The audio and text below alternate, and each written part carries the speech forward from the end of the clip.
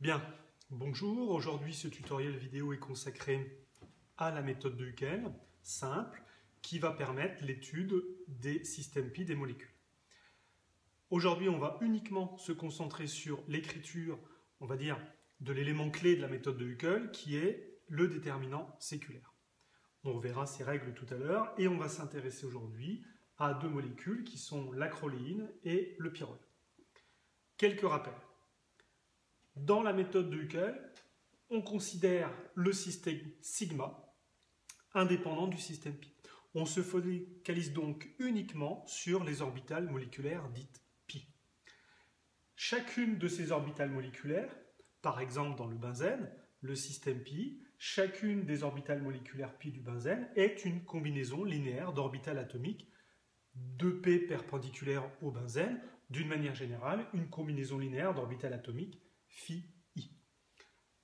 La méthode de Huckel fait appel à deux paramètres, dits alpha et bêta, et tout va s'exprimer en fonction de ces deux paramètres. Alpha représente l'intégrale coulombienne qui implique finalement un seul atome i portant une orbitale phi, alors que le paramètre bêta, qui est l'intégrale de résonance, va, elle, impliquer cette intégrale deux atomes i et j portant deux orbitales phi i et phi j respectivement. Alors, la résolution de la méthode de Huckel implique l'annulation de ce qu'on appelle un déterminant séculaire au centre de la méthodologie de Huckel, qui est écrit ici et qui fait intervenir un certain nombre de termes, H et S. D'une manière générale, si dans le système pi, on a n orbitales atomiques qui participent à ce système, alors ce déterminant carré sera de dimension n. Et résoudre un problème de Huckel, c'est tout d'abord savoir écrire son déterminant et l'annuler, c'est-à-dire trouver l'équation, le polynôme du nème degré qui va donner les racines, donnant l'énergie, voir les autres tutoriels vidéo sur ce sujet. Aujourd'hui, nous ne nous intéressons qu'à l'écriture du déterminant lui-même, qui est la première étape. Alors, dans les approximations de Huckel, pour terminer ces rappels, dans le déterminant, les termes diagonaux HII seront assimilés au paramètre alpha pour l'atome I. Les éléments HIJ seront assimilés au paramètre bêta IJ concernant les deux atomes I et J si ces deux atomes sont liés. S'ils ne sont pas liés, alors ces éléments du déterminant vaudront 0.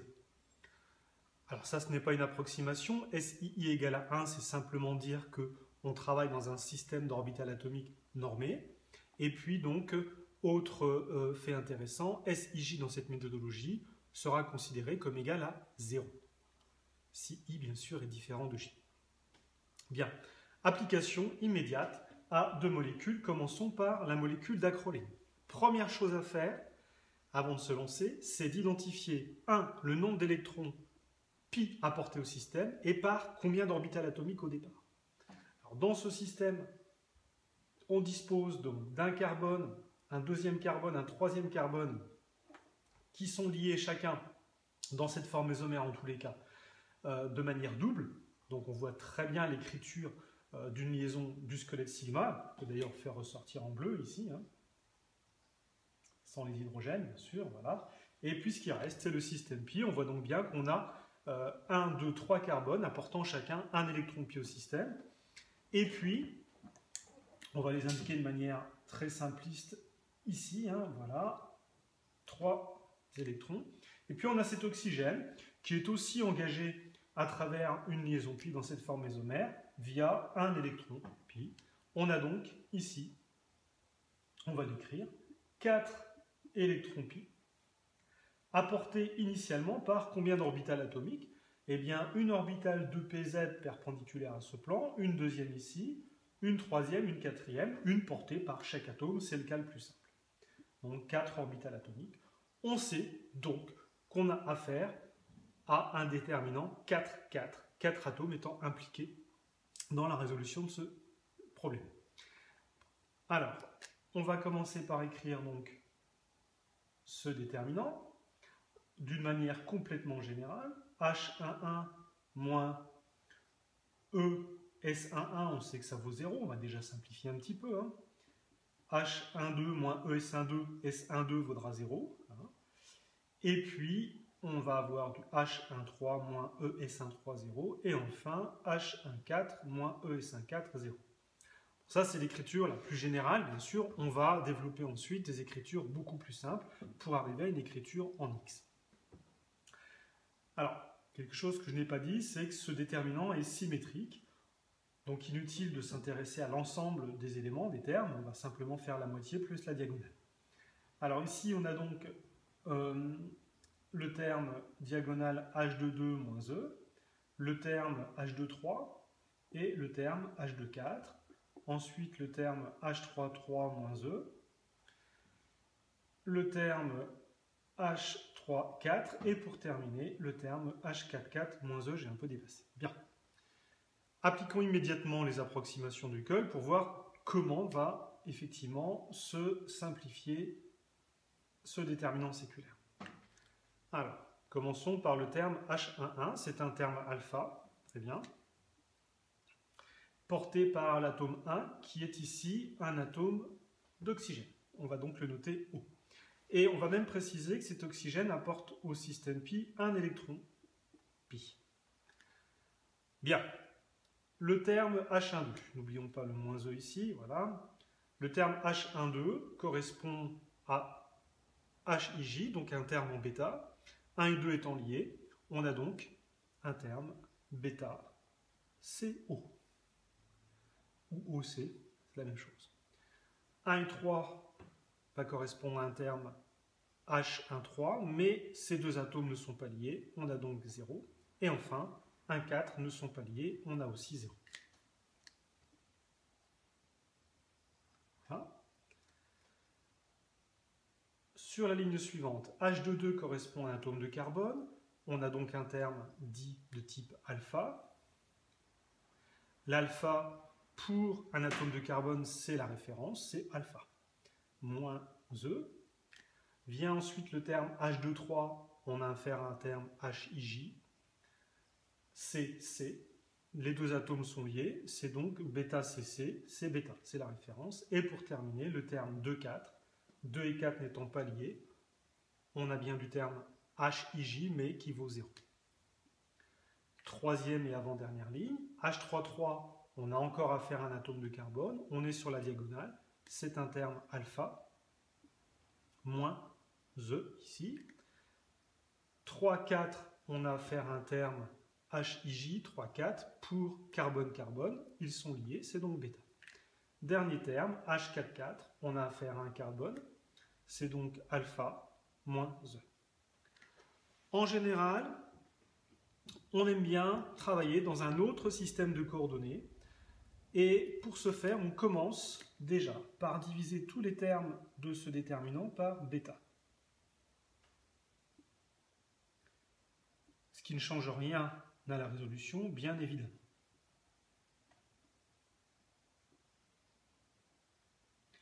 Dans le même temps, on va bien sûr remplacer les expressions alpha O, bêta CO par les paramètres de Huckel qui sont donnés toujours dans la littérature. J'en ai indiqué deux ici, deux atomes, pardon, les paramètres pour l'azote et les paramètres pour l'oxygène dont nous allons avoir besoin pour nos deux applications.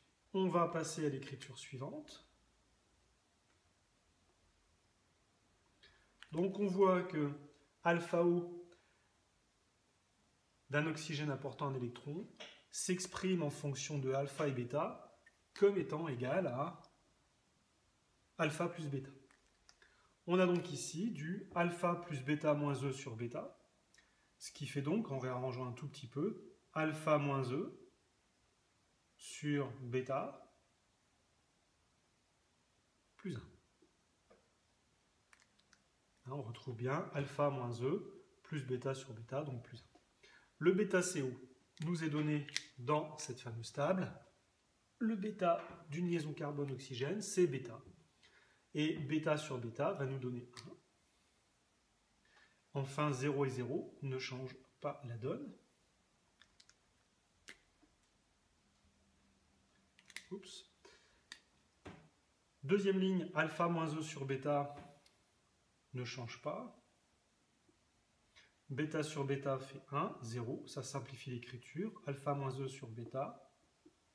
Et bêta sur bêta fait 1. Enfin, alpha moins E sur bêta. On a fini pratiquement ce déterminant. Il nous reste juste à faire le changement de variable qui consiste à considérer que la nouvelle variable x sera alpha moins E sur bêta. Et ainsi, le déterminant séculaire s'écrit x pour le premier terme, plus 1, n'oublions pas, 1, 0 et 0.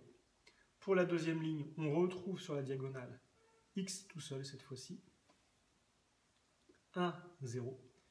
La troisième ligne, x, 1, et la dernière ligne, x. Donc voilà le fameux déterminant séculaire qui ouvre l'exercice de Huckel, puisque l'étape suivante sera de chercher les solutions qui annulent ce déterminant séculaire, mais ce n'est pas l'objet de cet exercice. Deuxième et dernière application, sur le pyrrole, on va s'entraîner encore à écrire ce déterminant séculaire d'une manière complètement générale ou dans sa forme la plus simplifiée. Alors, la première écriture, donc ici on a affaire à un déterminant 5,5, on va voir pourquoi. Donc on a ici, si on regarde bien, 4 carbones apportant chacun un électron au système pi, écrit de manière très simpliste ici, et puis on a un hétérocycle avec un azote ici qui lui va apporter 2 électrons au système pi. Revoir pour cela les méthodes de liaison chimique. Une petite façon de s'en souvenir, simplement, si on a un petit souci là-dessus, c'est de se dire que finalement, un atome azote ou oxygène d'ailleurs, qui n'est impliqué que par des liaisons simples, dans un système pi, va apporter à ce système pi sa paire libre, qui va être orthogonale au plan de la molécule. Au contraire, un oxygène, donc un hétéroatome qui participe à un système pi et qui est engagé dans une double liaison, va lui apporter un seul électron au système pi. Donc ici, on a 1, 2, 3, 4, 5, 6 électrons pi, mais apportés par, initialement, 1, 2, 3, 4, 5 orbitales atomiques. On a donc affaire à un déterminant 5,5. Ce déterminant 5,5, de manière générale, va s'écrire H1,1-E, etc. H1,5. Et puis, de la même façon tout à l'heure, on décrit que la moitié de la matrice, bien sûr, etc. H2,5, etc., etc. Et on arrive à H5,5-E. Simplifions déjà une première fois, ou plutôt développons, avec l'expression de chacun des termes du déterminant. Alors attention, ici on a affaire à un cycle, et donc la matrice va être creuse, mais faisant apparaître parfois des éléments non nuls, à cause de la fermeture du cycle. Alors, premier élément, H11, on a donc affaire à un type alpha, donc ici, on va écrire alpha, et c'est le alpha d'un azote qui apporte au système pi 2 électrons. Pourquoi on mentionne ça? Parce que on a des paramètres différents en fonction du nombre d'électrons engagés dans le système pi par l'atome. Donc ici, on a 2 électrons. On va donc s'intéresser à la deuxième ligne de ces données. Voilà. Alors, ces 2 électrons sont ici. Donc, on va avoir ici moins E puisqu'on est sur la diagonale. Ensuite, on va avoir le terme H12, c'est un terme en bêta, bêta Cn plus précisément, avec un N qui apporte 2 électrons. Ensuite, on a le terme H13 qui vient ici. 1 et 3 n'étant pas liés, on a 0.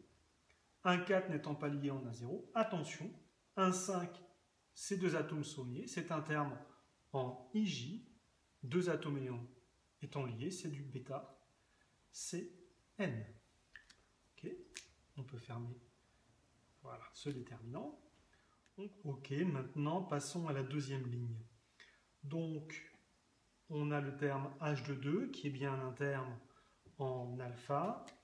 Le de l'atome 2, c'est un carbone, c'est donc bien alpha du carbone, c'est alpha, moins E.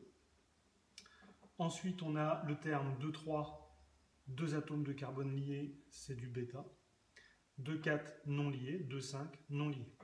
Troisième ligne, H3,3, c'est du carbone, alpha moins E. 3,4 liés, bêta parce que c'est carbone-carbone. Et enfin 3,5 non liés. Quatrième atome, c'est du alpha moins E sur la diagonale. 4,5 liés. Et enfin, cinquième atome, c'est du carbone sur la diagonale, alpha moins E. Alors, on va essayer de passer directement à la dernière matrice quand on a un petit peu l'habitude. Peut-être avant, on va déjà exprimer les termes alpha et bêta pour les hétéroatomes. Donc ici, on a du alpha n à 2 électrons, on l'a mentionné tout à l'heure, ça va être du alpha plus 1,5 bêta. On aura besoin du bêta Cn 2 fois, ici et ici, et ce paramètre, c'est du 0,8 bêta. Et donc, on ramène tout, encore une fois, en fonction de alpha et bêta du carbone. Alors, écrivons donc directement ce déterminant en x, quand on a un petit peu l'habitude. On va donc avoir du alpha plus 1,5 bêta moins E divisé par bêta, changement de variable comme tout à l'heure, et on aboutit ici à du x plus 1,5. Ensuite, on a du bêta Cn 0,8 bêta, ça va nous donner du 0,8, et ensuite 0, 0 et 0,8.